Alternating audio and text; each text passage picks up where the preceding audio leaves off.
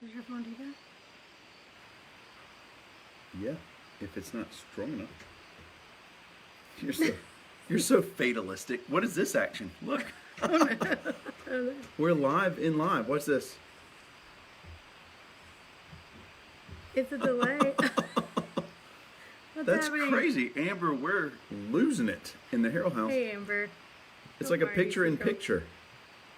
We're going to distract ourselves with this. How do we make that disappear? Do I do this? Yeah, Oh, there it goes. that was easy. Hello, everyone. Welcome back to the back porch. We're back. Take two. We Sorry, had a little bit of a weren't delay. prepared. First, there was a lizard in my chair, There was a and it lizard. freaked Shantae out just a little bit. It was in the chair with me. It was in the chair. And then it ran around and around. Yep. And the kids tried to catch it. Useless. That was not effective. And then I grabbed it. And then my phone didn't work. I don't And know then why my Shani's phone phone doesn't has work, stopped and using our internet. Anyway, They we're can't. just, hey Amber, living the dream, girl, living the dream. So yeah, and now I feel like we're looking that direction. Look at the thing. It's like it's reversed. Look, It is. I'm looking straight at the thing. I don't know. Oh, you know, it's upside down, I bet. Are we Upside- upside down, guys? Hold on, y'all, about to get wild up in here. If it reaches, rotate your phone. Can't do it.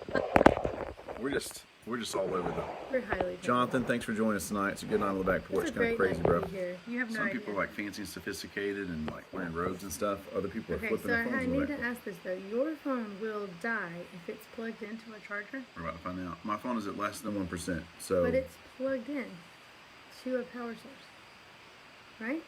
it is plugged into a power source. That doesn't mean it can't die if it's less than 1%. What if the rate of expending energy I think is we're gonna make higher than the rate of receiving energy? See what I'm saying? Thanks, Michelle. We are right side up. I'm glad we are. Well, we asked if we were upside down. Now Oh. people are gonna say you're That makes upside sense. We're not hand in. It is reversed somehow, Hand, foot, but mouth. it's not reverse. I don't Like, even. I'm on the Reverse. correct side, That's a good one. looking at the wrong way. Reverse. We're distracted by the phone situation. We are. It's okay. We are. And during the break, when we were switching phones, someone on the back porch called me fatalistic. Fatalistic. It's true. When's the last time you called someone fatalistic, though? You said No, not why. That's fine. When is the last time you called someone fatalistic? it's been a while, but You have like a list of people? no. It But was you probably make the me. list. It probably was. Reverse. I get you, Hannah. Susan Mitchell. The shuffle. Hang in there, Braves. Good grief. Wait, what? Susan Mitchell and Larry went to a Braves game. Oh, really? They didn't go to the game. They watched outside the Oh, park. okay. Then we just all were disappointed again. Yeah, we had to bring it up. I brought it up. We So- watched all those games except for when we were at a wedding and we were watching some of it on the phone. That's right. So it was a big waste of time. It was a big waste of time. No, it was fun. It was fun to watch was the fun. games and talk to people who are up late and miss all that sleep. It was Yeah. good. Always fun to watch them. And this week we're not watching the World Series, I guess. Hey, that saves some time. Because that's I can watch happening some and we're other missing it. shows on the Netflix. Cobra Kai. Oh, Billy Ward hooked it Hi. up. Mel C. Dub, if you're still on there. thanks, Billy Ward, for Cobra Kai recognition. Cobra Kai. I don't know. It's if I'm- life changing. You buy a car, you get a bonsai tree. I don't know LaRusso. if I'm in. I admittedly fell asleep pretty early. You fell asleep in before the show. TV came on. But I woke you up at 9 o'clock and said, hey, baby, you sure you want to go sleep? Like, no, I'm going to stay up. I woke up again at 11 and went to bed.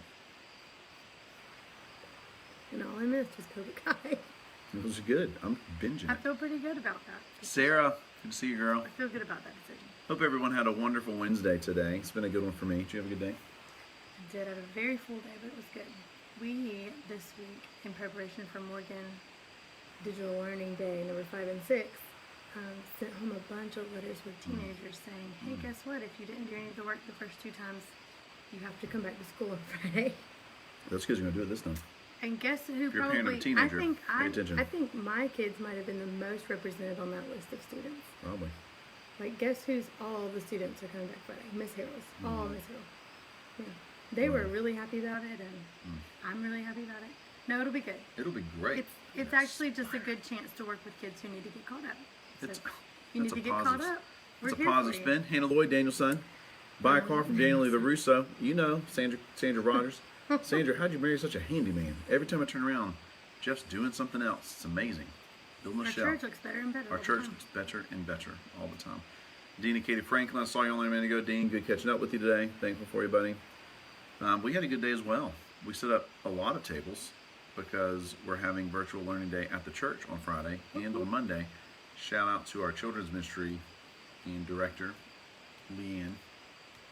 Not Miles. I've been texting Leanne Miles by accident a lot Danny of times. accidentally texted because Leanne Miles a lot. I'm trying to text Leanne Howell, even in our staff text and everything. Sorry, Leanne Miles. Leanne, we do think about you. We're praying for you guys for real. Dan's like, I'm just trying to run She's the like, store, "What is and you're happening?" sending me all this church stuff. Wrong Leanne. Wrong Leanne. But yeah, we had a good day, getting that stuff set up, and it's good times. We're just living the dream. So In other news, Lammy was left in the classroom. I don't know if you guys know Lammy. It's Caroline's attachment stuffed animal. And by some bad luck, we got out is there of... now? She's there now. Oh yeah, she was left behind. It was very traumatic. Yes, Christy, you can announce at your school about the virtual day. Tell them to go Yes. to this website or Facebook page, or contact the church office or Leanne.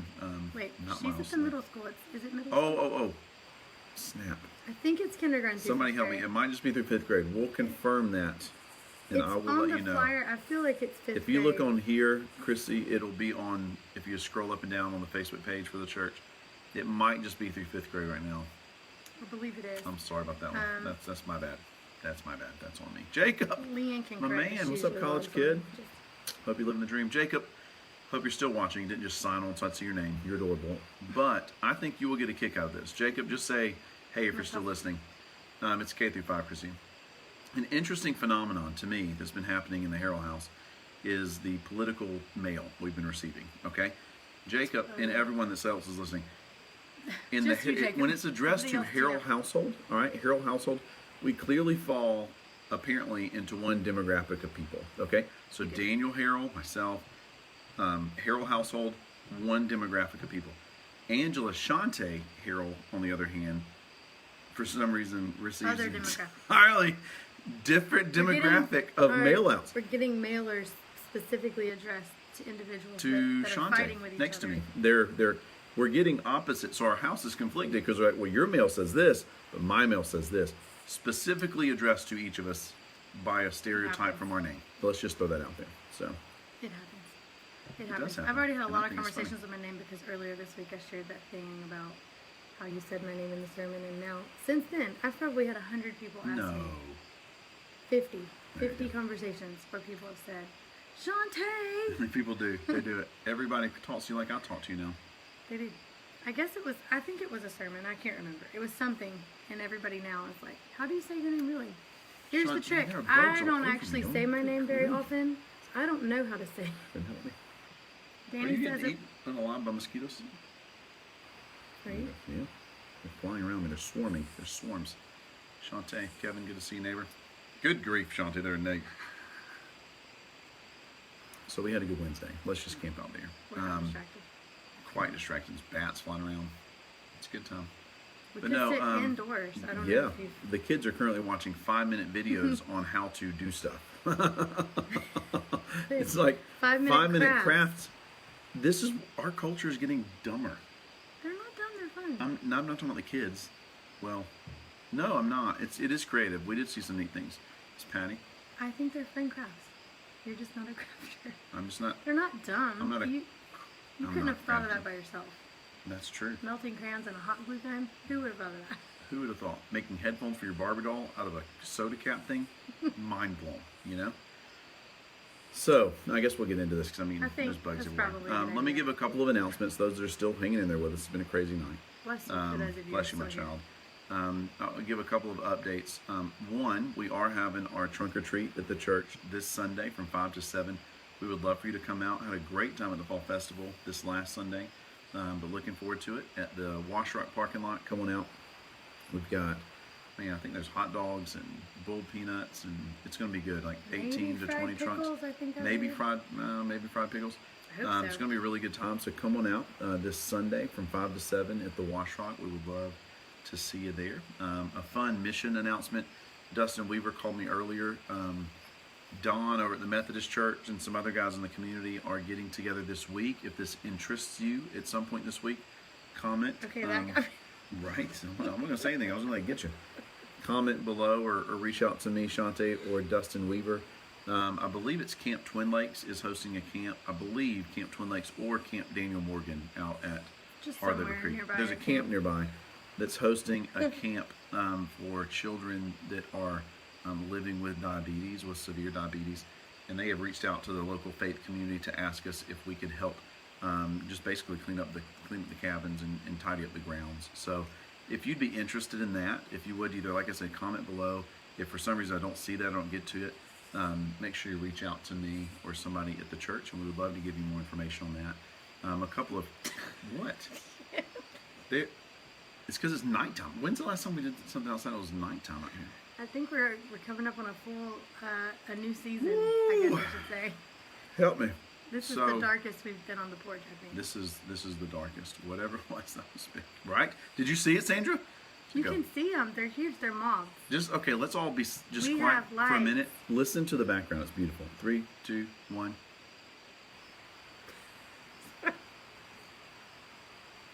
You just counted yourself down and no one else is talking. They're I not wanted to hear talking. the crickets are moving swiftly along. That was quite fatalistic. Eli, You're just counting down like, who else is talking? Let's all be quiet. 3, 2, 1. Class A. Class ding-a-ling-a-ling. This is insane. Oh wow. Prayer request time. Let me get us some prayer requests this evening. Yes. good idea. I would like for you to please join me in praying for a few folks. One is Mr. Ron Fowley. If you know Mr. Ron, he has been down at Emory Hospital in Atlanta for the last few days with some serious complications to some medication and some immunotherapy that he's been on. So they are getting that addressed. If you have their number, or if you're friends with them on Facebook, would be probably an easier way. Just reach out to Mr. Ron. Miss Molly, just because of the world that we live in right now, hospitals are struggling with letting like married couples, go back together and stuff. So Miss Molly's going to try to get visitation. I would call it visitation rights. I know that's what it is, but a pass, to go see him in the hospital tomorrow because of COVID restrictions.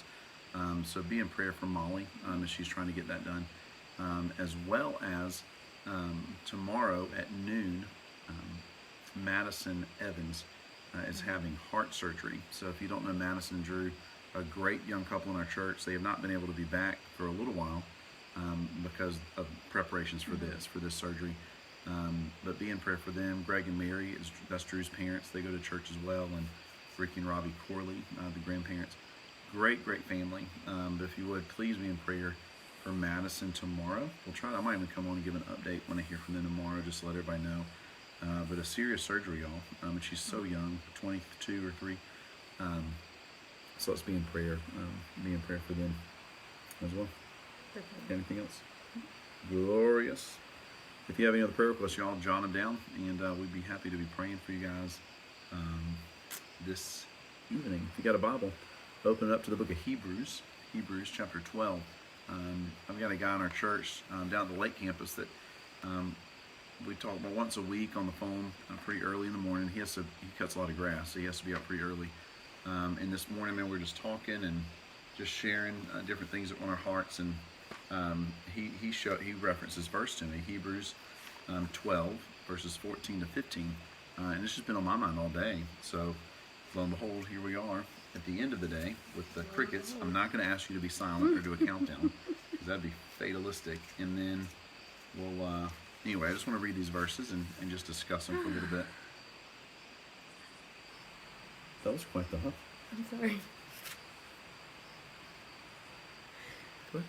No, I'm good. You Go go ahead. ahead. I have nothing else. I didn't have anything to follow the huff with. I was just huffing. Just for huff's sake. All right. If you've got a Bible, Oh, my goodness. open it up to Hebrews chapter 12. Let's just look at verses 14 and 15. All right. It says, you want to read your translation. Use the New King James.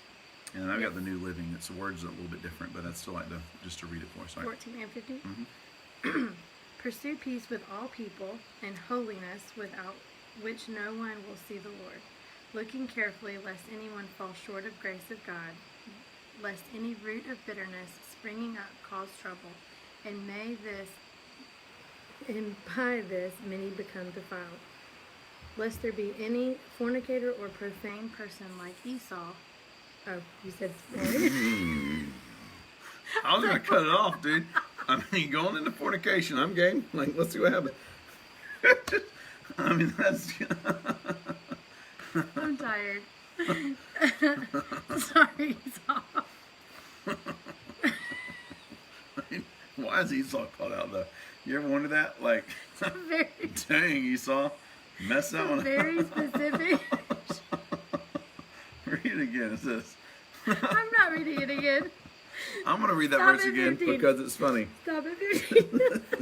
Let's go to 16 just for kicks and giggles. In 16 it says, "Lest there be any fornicator or profane person like Esau." Sorry, Esau. Sorry, Esau, who for one morsel of food sold his birthright. Esau is struggling. Holy cow. Cut it off. Jeff, I can't. We're too late. There's Oh, there's man, 9 it's people too watching. late. 8, we're Too losing late, them. it's too late. Okay, let's wrap it up. All right. I've said it too many sorry. times. I read too far. Let me read verses 14 and Why 15. does it go straight into that? In the New Living, and I'm stopping at 15. It says, "Work at living in peace with everyone, and work at living a holy life. For those who are not holy will not see the Lord. Look after each other, so that none of you fails to receive the grace of God. Watch out that no poisonous root of bitterness grows up to trouble you, corrupting many." I really like these 2 verses, and I just wanted just to kind of break them down. The first part says, "Work at living in peace with everyone." That's hard if we can be honest. The 8 of us that are left on here, if we can be They're like, honest, it's over. Can't stay. because people are difficult. You know, in the writer of Hebrews' day, they're difficult. In our day, they're difficult. Sometimes it's hard to live at peace with everybody. That's why it says we have to work at it, and work at living a holy life. There's a blessing that comes, I think, from living at peace with a lot of people. It's a mixed blessing. One, I think it is for us. Like it's freeing for me on the days when I haven't had any frustrations or difficult conversations with people, to put my head on the bed, on the pillow at the end of the night, and feel like I have a clean conscience. You know, like just like, ooh, I'm okay to lay down. I'm not gonna lie. The days that I'm not at peace with people, and sometimes those days last for weeks or a little bit longer, those are usually the more restless nights of sleep, and the more arguments we have even in our own home. So I think it's individually, when we're at peace with others, I think it allows us to be at peace with ourselves. But he follows it up and says, "So that those who aren't holy will also see the Lord." So it's also an example. So we're called to live at peace with everybody, so that we can also be an example for other people. Yeah, I think bitterness is something that it's hard to hide when you're bitter about something. I think you can put on a happy face in some situations, but if you have really let something sink down into your heart and it's affecting who you are on the inside, because this says the poisonous root of bitterness. That to me is something that's like, it's not something you got rid of at the first occurrence. After a while, you've let it settle in, and it's just kind of become part of what you think about regularly. That's not something that's easy to just put away or put out of your mind in certain situations and not in others. And I think people see it on you and in your behavior. So I think that's why it's partnered together with this comment about people who don't know the Lord will see the bitterness in you, and that's not good. Yeah. So you want to be free of that. They'll that's see right. that too. They'll notice the difference. Yeah. That's why it says like work at living a holy life. It takes work, y'all. I mean, becoming a Christian is very easy because you choose to say, "Lord, I follow you, I trust you, I commit to you, I confess to you." It's the being like Jesus every day that's the hard part. So it says, "Work at living a holy life." I do want to say this just real quick that that's so loud, right? Inside. No. I do want to say this real A quick little bit. that God is gracious and forgiving, and he chooses to forgive us because he loves us, but he still calls us to try our best to be more like him every day. You know, like I just like to distinguish that sometimes for folks and say, look, like, yeah, of course God will forgive us when we fail, when we sin, when we come back to him and ask for it, but the goal is still holiness. I mean, in other scripture he says, "Be holy, for I am holy." God calls us to holiness. Now, we won't be completely holy and perfect until we're in his presence in heaven one day, but before we get there, we're called to work at living a holy life, you know, to be aware of those things. look after each other so you fail to receive the grace of God. And it helps when we're gracious. That helps when we're gracious. But yeah, that last part of that verse there says, watch out that no poisonous root of bitterness grows up to trouble you, corrupting many. To me, I was reminded of as I'm reading this, of the sower that Jesus talks about when he's talking about the Lord in the kingdom. He says he casts out seed, and some of it falls on good soil and grows. Some of it falls amongst the thistles. Some of it falls on hard ground. It's the same idea, of poisonous roots as good roots. Like, I think the enemy, the world, will cast seeds around us, and see where that's going to grow. All of us, and this is silly. I know it's just the way my brain works, but when I'm spreading seed in the yard, to try to get grass to grow, you have a little seed spreader, and you turn it, and it shoots around. And some of the grass hits you on the leg because it goes, all directions. And you got to brush that stuff off. In a way, like, I think we got to be aware throughout the day of the types of seeds, that are cast our way. Like every day there will be opportunities for us to receive something that might cause us to grow bitter. You know what I mean? Like every day we can either have a conversation with someone and we can choose, okay, I'm gonna allow this to sink in and become bitter, or I'm gonna allow to let this go. As big as something serious with a family member, all the way down to like, just somebody cutting you off in traffic. I mean, for real, like I've had days where somebody cuts you off, not since I moved to Morgan as much, but back in the day in the metro, where somebody cut me off in traffic, and it could, if I wasn't careful, that could ruin my day, like, and I get home, and at the end of the day, and Shawnee's like, what happened to you today? Like, something happened. If you trace it back, it might end up just being somebody did something small like that. But anyway, just choosing that, I think perspective is everything. So on the days that I'm able to get up a little bit earlier and start my day with just even one Bible verse, just putting myself in that positive perspective and having that in my mind before I interact with anybody, even our family, even Danny, just before I see anything, letting that prayer and scripture be the first thing that happens, really helps for me to let things kind of go by the wayside. I mean, I spend the day with teenagers, and they can be harsh. They can say things just to be mean. And I will be honest, there are days where I'm not prepared for that, and I let these little things that they say sink in. And I'll be like, look, little 15-year-old, let me tell you. But what really should happen is my heart needs to be in the right place. And I need to be able to say, hey, it's a teenager. She's having a hard day. We're all in this together, and you can overcome that comment. But the same exact comment hits differently depending on my perspective. And not just with teenagers, but with our kids and even in our home. Things that are sometimes really easy to brush off if I'm just letting myself be in a bad mood. Or letting myself see things in a different perspective. I'll hold on to like the silliest thing for no reason.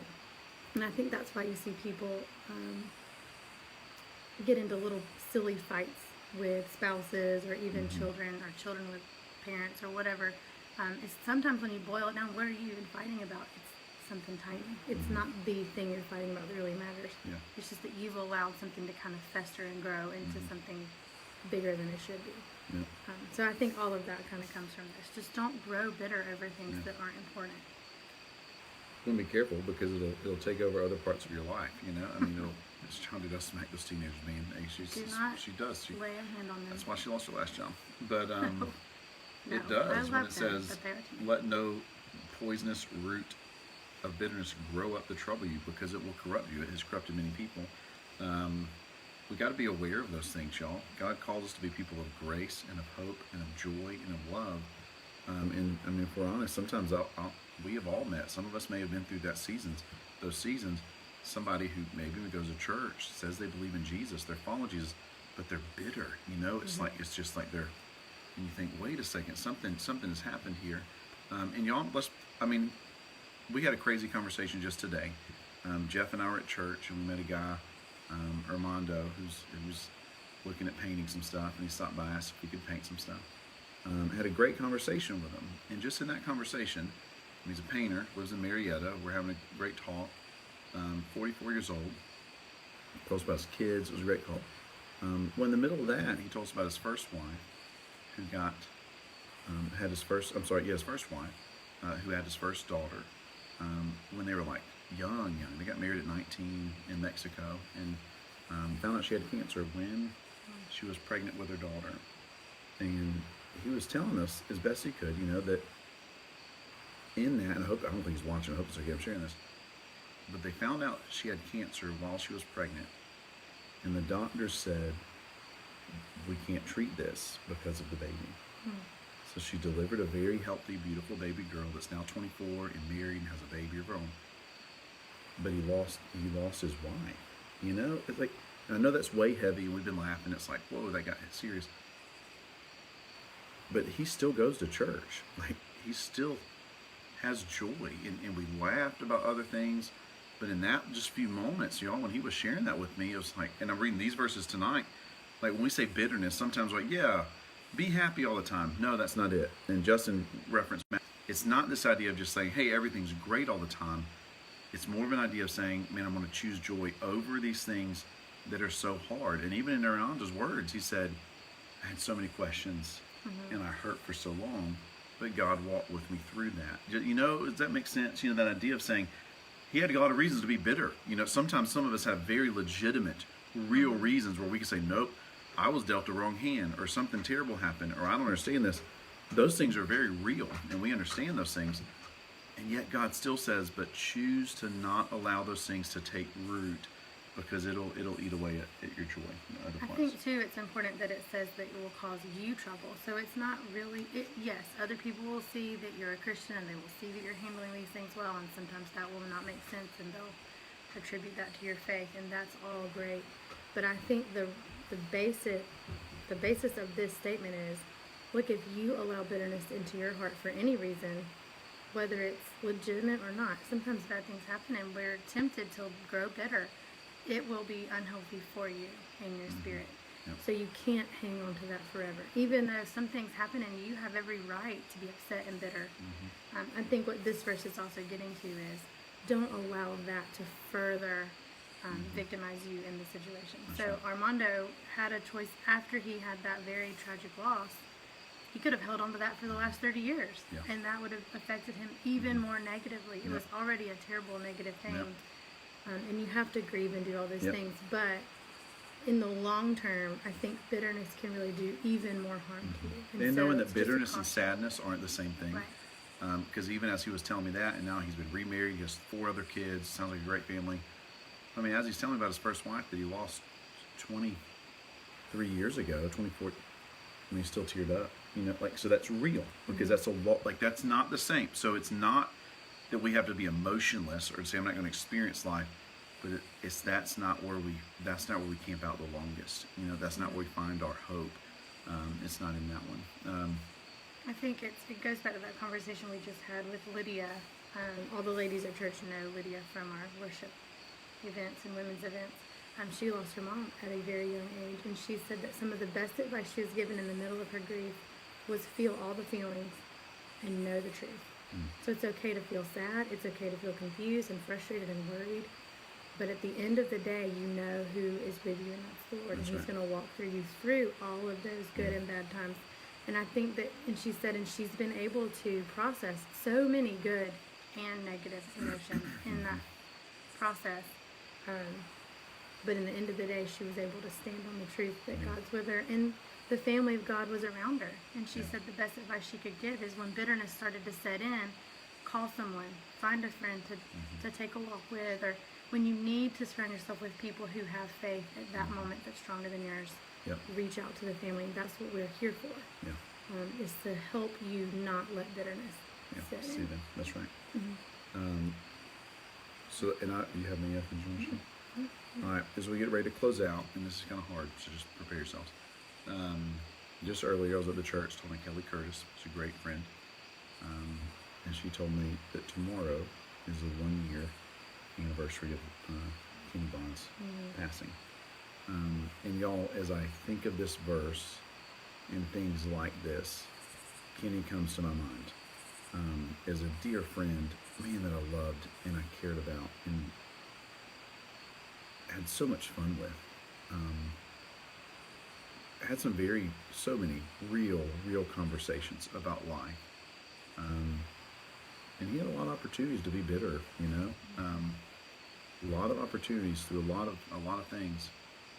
But one of his phrases And I shared this with a family just this last week. One of his phrases that he always told me was, Danny, when he was talking about doctor's appointments or dialysis or transplants or crazy folks, any of those things, he said he would always tell the doctors, though, he would say, Doc, I'll do my part if you do your part. And we're going to trust God to take care of the rest. That idea of just saying, that's all we can control. Y'all, because if we don't, bitterness can work its way in, you know. I'm encouraged by his example, you know, and by those words. And there are quite a few times where old Kenny Bond would say to me, Danny, you gotta let that go. It's not worth it to hold on to it. You gotta let that go. Not because he didn't care, not because he was belittling the situation, not because it wasn't a real pain or struggle or argument or disagreement with somebody, but because he loved me enough to know that my life would benefit by me choosing to let that go. And I think that's the same. I think it's a good friend, and it's a very biblical example. And I think the Lord chooses to let all of us know through the course of just this in the last, 9 months, however long we've done whatever, back porch stuff. We've had some very, very real conversations with very real people who have had very real loss and hurt and pain. And I just want you again to know that, like Kenny, we miss him like that, Hannah, like Kenny Bond, man, we don't belittle those things. I'm not going to look at anybody and say, well, you just got to get over it. No, I'm not going to say that. Or you just got to trust that was the Lord's plan. It might have been. I'm not going into that right now. But what I do want you to know is that God loves you enough to choose to meet you right where you are. And if that includes sitting and crying with him for a while, he'll do that.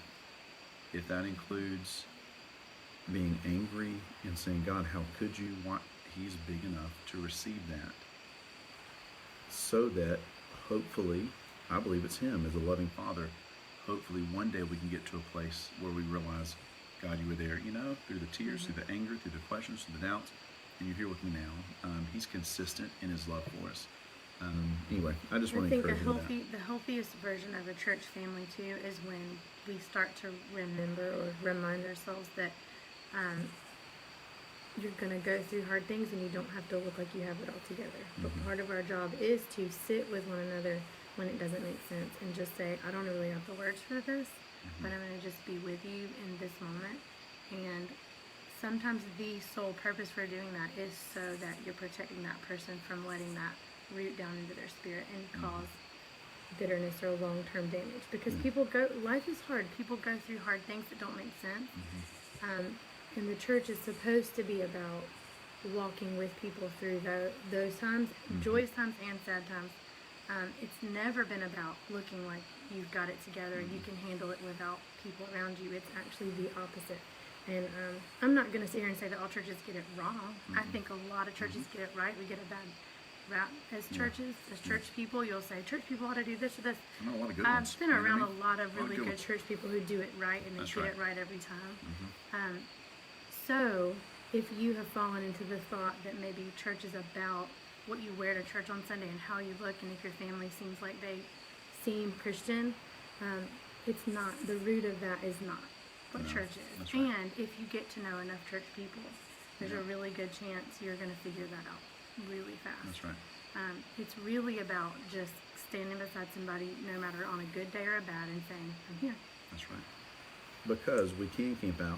And with that thought, I think as we get ready to pray close, like with Mr. Kenny, we can be like he was in the hospital bed. And I'll always remember that, y'all. And I know there's 10 of us now. I don't know, we've talked for an hour and a half tonight, but I'll always remember walking into that hospital room for the last time that I was able to talk to him. And he was in and out, he was struggling. And that nurse who does this all day, every day, looked at me, and I'm not making this up, with tears in her eyes, and said, he has been so kind to me. I think she said he's been so kind. And I think that's when we read this verse, when we read these verses that say, be gracious, don't let bitterness work on being holy for people who are not holy will see that, you know. And to me, that's the greatest way to do it, is in the midst of opportunities when there's a chance to be bitter, you know what I mean? When there's a chance to respond with bitterness, when we can choose to respond with kindness and with grace, you know, that's a game changer. And it's so good for us, but God will use it to It's speak to other healthy, people and as well. people who are unhealthy in their heart and in their spirit see it. And I think that I see that exemplified in a lot of people, but Kenny, you saw it a lot. It was very frequent that he got someone's attention and they would ask us, "What's up with this guy? Why is he so happy?" Even though he's so Yeah. sick. So right. And it just presented the opportunity all the time to say, "Well, he loves the Lord. He He's at loves peace." the Lord. That's right. So he really got it right a lot. Yep. And you know, he got it wrong a lot too. Sometimes it's not, Yeah. he was not. He had a perfect. whole life, and he tell you that But life story. he really got it right enough in front of me that I had to explain his faith to people for him. That's right. And I would right. hope that I could do that. That's what we're striving for, y'all. So know that we're thankful for everybody that joined us tonight for a crazy back porch This was a weird one. conversation. This was a weird, good. It was fun. Crazy one. It was something. But know that we're thankful for you and for our church family. And that's our goal, is to live life in a way to share hope with other people, even when we're going through some stuff. So until we see you on hopefully Sunday at one of our services, we got an 8 a.m. for those that want to wear a mask. We got a 9 and 11 a.m. for those that are up for coming with a few other folks, and trunk or treat 5 to 7. Hope to see you at one of those. Sounds good. Talk to you maybe Sunday. Holla back, y'all. Thanks. Bye.